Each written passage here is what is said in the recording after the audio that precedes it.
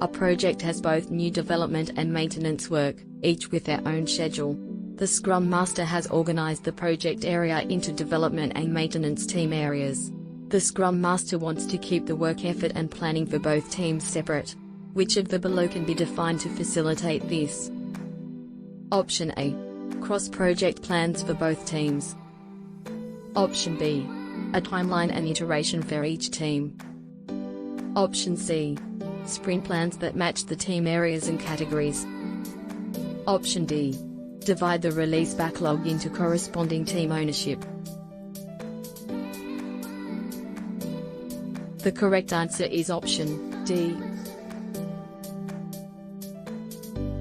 What build-related activities can a user accomplish using the RTC web client? Option A. Define build scripts. Option B. Administer build engines. Option C. Request builds and monitor status. Option D.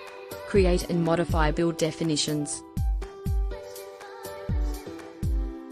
The correct answer is option A.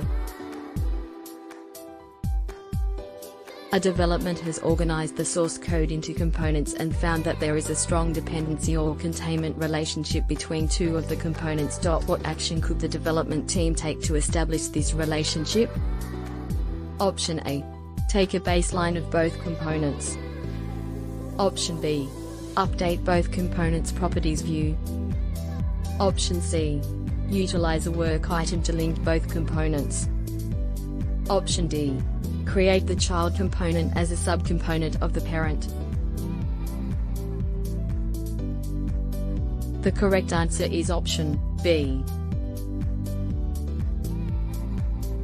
A developer is working on a task with outgoing change sets in a loaded repository workspace when a manager identifies a new, critical task that must be performed immediately.